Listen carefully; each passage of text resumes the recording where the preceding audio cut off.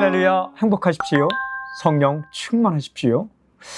오늘 큐티 본문은 로마서 14장 1절부터 12절까지입니다. 그 가운데 8절 말씀을 제가 읽겠습니다.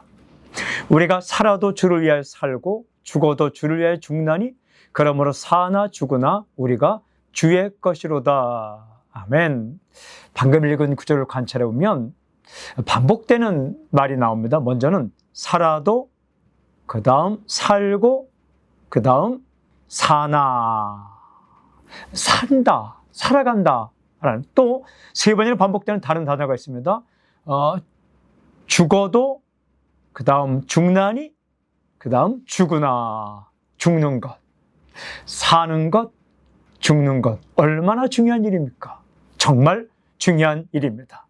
그런데 오늘 말씀 보면 살고 죽는 것보다 더 중요한 게 있다, 이렇게 기록되어 있습니다. 주를 위하여, 그 다음에 주를 위하여, 그 다음에 주의 것. 주를 위하여 살고 주님의 것으로 사는 것, 이것이 가장 중요한 일이다.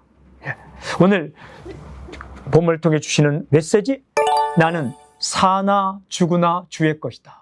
나는 사나 죽으나 주의 것이다. 아멘. 살고 죽는 것, 얼마나 대조되는 상황입니까? 살 수도 있고 죽을 수도 있다. 이런 형편에 처할 수도 있고 저런 형편에 처할 수도 있다. 그러나 변치 않는 한 가지 사실은 나는 주의 것이라는 사실이다. 주님의 백성이요, 주님의 사람이요, 주님의 제자로 살아가는 것, 이것이 가장 중요하다라는 것.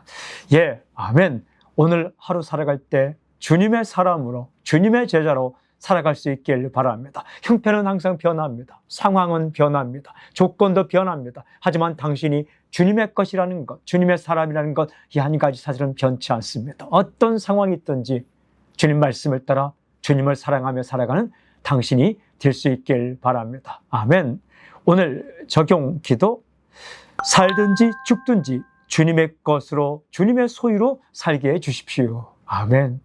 하나님, 살고 죽는 이 큰 문제 앞에서도 주님의 백성임을 잊지 않게 하시고 주님의 백성답게 주님의 제자의 길을 걷게 해 주십시오. 예수님의 이름으로 기도합니다. 아멘.